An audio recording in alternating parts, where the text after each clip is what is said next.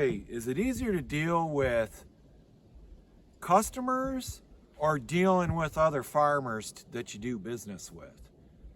And I gotta tell you what, after all my years of experience, I'll tell you what, I think it's a lot when you're in the hay business. I think your customers are actually some of your better friends and easier to deal with than dealing with your fellow farmers. And I could tell you what, because sometimes like in the hay business, you start dealing with some of your other local farmers and trying to help other people sell and move hay. And you really realize how many farmers are just poor business people. The one thing about if you're selling hay and you want to get added value to your hay and you want to sell direct to the customer, not just go to the auction, you got to be flexible in working around other people's schedules, some of your customer schedules. You might have to hold on to hay longer than what you thought and so forth.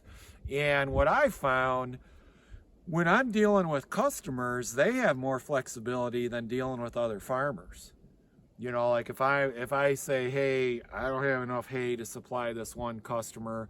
And the thing is, this is one thing to remember, is that in order to make a full-time living at hay, it's very hard for you yourself to produce enough volume of hay, of the quality hay and the type of hay that everybody wants. Always remember that somebody out there, like if you're having a bad hay season or a bad week, or your first cutting grass was really bad, but maybe your first cutting alfalfa was good, whatever, somebody else might have had the reverse. There's a lot of people out there doing hay, and somewhere somebody put up better hay than you. It's really hard to consistently always put up hay, okay? The same way, the same year, the same type of hay. And so a lot of times you want to have partnerships with other farmers because they might have a whole bunch of the type of hay you're looking for, and you might have some of the hay that they're looking for, and to help them out. And the one thing I found is that there's so few farmers that actually farm full-time and really get it, that, and even then, there's a pretty good group of those full-time farmers that are heavily government subsidized. So they're really not standing on their own 100%, okay? So if you're subsidized, if you're getting heavy subsidies, it's clouding how good of a business person you really have to be, because you're cheating part way, okay? And then there's those farmers that have the off-time job, which most of us do have off-time jobs. I don't. I'm not knocking it. I think there's pros and cons of, the part-time farmers that, well, there's guys and gals that farm full-time, but then also still have, supplemental jobs off the farm. I don't know how they do it. There's pros to that, and there's downsides to farming full-time. That's a conversation for another time. Security blanket to fall on, no security blanket to fall back on. No time because you're working two jobs versus you can take the time off when you want or when it fits in your schedule because you're your own boss, your own business. But that's another video for another time, okay? But the people that have other jobs, sometimes they're not they don't have the necessity to have to produce a high volume of product, and they have a little bit of a security blanket to fall back on. And so sometimes they're not putting the pencil to paper to figure out exactly what their production costs are, so that they might be underselling you, because that's a problem too, is getting undersold. And when you have no other source of income, you're just farming full time, regardless of what somebody, maybe your neighbor, is selling it for or what it's going for at the auction, it typically can be sold for cheaper than what you can afford to make a living on. Because as I was getting at is, in order to make a living on hay, a lot of times you have to be moving more product than what you physically can produce yourself in a year. I can't produce an infinite product, and a certain percentage of my product each year is going to be unmarketable. That's why you have to have an ancillary herd of beef cows. You got to have some cows or some livestock if you're doing a lot of hay to feed it to, or partner up with, a livestock producer, a farmer you're selling that hay to, But if I hear all the time the excuse for poor salesmanship and poor customer service is damn horse people, stupid hay customer. 9 times out of 10, it's the bad hay seller. The farmer, really, a lot of times the farmer's the bad person in this. And I can say that dealing with other farmers, it is the worst. It's a thankless job. I never get, all the people I've helped sell hay for through the years, I don't think I ever had one of them ever thank me. Not a damn one of them. A lot of times I'm just struggling to keep a customer, so I go and partner up with somebody, help them move their hay for free. I'm not getting a thing out of it, except hopefully I'm keeping a customer through the winter, so I have them next summer.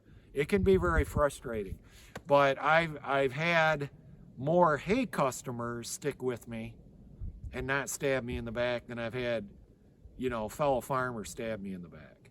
It's just a fact of life. I remember years ago, like 20 plus years ago, when I was getting into direct, I decided I wanted to direct market my beef, because originally when I got a beef herd, it was just some brood cows to suck up the volume of hay that I couldn't market, because of quality issues, things like that. And then I had this bright idea, well, I could sell a few fat cattle, finish them up. And I did this business plan through Michigan State University Extension. They had where you could go and meet with an extension agent once a month in his office, and he gave me a big study guide like this, and you'd learned all about how to write a business plan, because I'd never done that before, and it really helped. It was common sense stuff, and some stuff I hadn't thought about, like, is there a market for it? How many people buy beef? How many people will buy local beef from a farmer? This and that. What's your cost? What's your cost of hay? What's your cost of corn? And I remember at that point, I was buying corn from another farmer. Why not? Why go to the grain elevator and pay a handling fee and all that? Because in order to direct market my beef, I can't retail it and be paying retail for the beef. I mean, the feed at the feed store. That didn't seem to work out. Now I remember the extension agent saying, not going to work. He goes, there is no way you're going to consistently be able to buy corn from another farmer.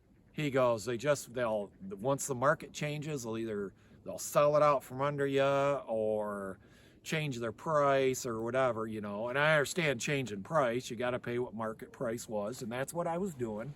I was paying market price. And, he advised me to buy a mini contract and, of like 1,000 bushel or something. I remember I couldn't get a mini contract, and I was going through about 100 bushel of corn every other week. And I remember I went through 2 guys. One guy got upset with me because I wanted to add some calcium into the grinder mixer. He was grinding it for me, and he got mad because his advice was not to use calcium, and he got mad at me. So then I went to another guy, and I was buying corn from him for a while because he decided he wanted to get into the direct marketing grain business. And then the day I was hooked up the gravity box to go get grain, he had sold. He goes, no, I'm selling it all. Dead of winter. He goes, no, I just contracted it all, sold it. So the extension agent was right. That's why there's auctions. That's why people will take hay to the auction, and their neighbor will be there buying their hay. And that's why feeder cattle go to the auction. Your neighbor might go to the auction and buy your feeder cattle that you're selling at the auction, because they know nobody wants anybody to make a buck, And the old generation, I know it's the old-time farmers. There are a lot of them, boy, they don't like it if they don't believe that you should be making a buck. They believe in the commodity market, government subsidies. They've been brought up that way. But I can tell you, if you're in the hay business, really the only way to make it full-time is be direct marketing your product. But if you're going to direct market to the customer, not playing the commodity and going to the auction, you need to be a salesperson, and you need to have customer service. I mean, you will have to go on a moment's notice to go pick hay back up that somebody doesn't like. And sometimes it's your fault. Sometimes they don't know what the hell they're talking about. and understanding that. But I can tell you unequivocally, it's the other farmers. It's a majority of farmers don't understand that because they generally aren't dealing personally with the customer. They sell on the commodity market or at the auction. And then that makes it so when farmer deals with farmer, it's a blow up. It's a collision course. They do not, it is very hard to deal with your farmers on a, swapping business back and forth. I know a lot of us do it, but there's a reason why the auctions are there. But because I just, I had a disheartening conversation with a fellow farmer today. I'm a little bit pissed off about it. And that's why I just thought this would be a good video to talk about. Another thing to add is that what often happens with amateur hay farmers / sellers is they think in the short term. So a lot of times they'll come to somebody like me to help them get the hay moved in a year that they just have no customers or it's hard to get rid of hay. And then the next year they dedicate some hay, commit some hay to you, and you go to get that hay and they already sold it on you. So your word, you got to stick by your word, and that is for dealing with the customer also. If you say you're going to supply a customer with hay, you need to get hay to supply them. Don't leave them hanging in the middle of the winter. And I see that done quite a bit. So you got to go the extra mile for your customer and not think in the short term. Because I already had one guy screw me over this year. He said he had 47 round bales for me. I went to go get them. He goes, "Oh, I already sold them." So, but he came to me because he couldn't sell hay before. So that is, because of your dedication. This is free advice, but if you treat your customers poorly, then I don't want you, just turn the video off because I don't want you taking my advice. I don't want to give you free advice. If you care about maintaining customers and customer service, then listen up. It's worthwhile to do whatever it takes to maintain your price or your commitment to your customer so you have a regular customer year round. And I'm selling for the same price year round to my customers, where these people that shortchange others, they try to make the fast buck, they sell high when the market's really high, and then they're giving hay away when you can't give hay away. You're never going to succeed in the hay business that way.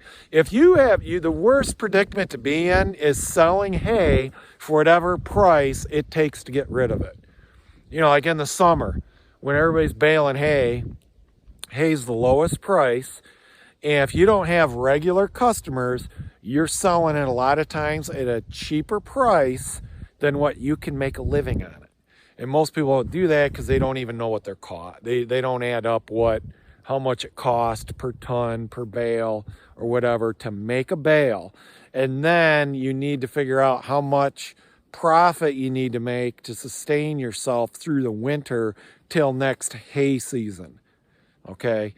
And that's what happens. That's where the hay market is vicious. And, it's really vicious because hay farmers they're stabbing each other in the back all the time. They're used to the commodity market. You see these row crop guys, they think they're going to get into it, do a little bit of hay. Or then you got the homeowner buys a country rural estate and they're going to do a little bit of hay. If you're all stabbing each other in the back, if you don't stick together and come up with some type of price, at least price it at what you need to make a living on it. And that's why it's just your worst enemy is not hay purchasers. Those are your buddies. Those are the people that keep you afloat, that you make a living off of. Unfortunately, your worst enemies in this business can be other fellow hay farmers. And if you're just going out there and you're pricing it to give it away, you're killing the market. And if you're that type of person, you're probably also you know, you're not probably not doing very good customer service, because you can't afford to when you're giving it away for such a cheap price. If you got routine customers and you got more customers than you do hay, a lot of times, then that's a person that can afford to, you know, go the extra mile, back up their product, and have customer service.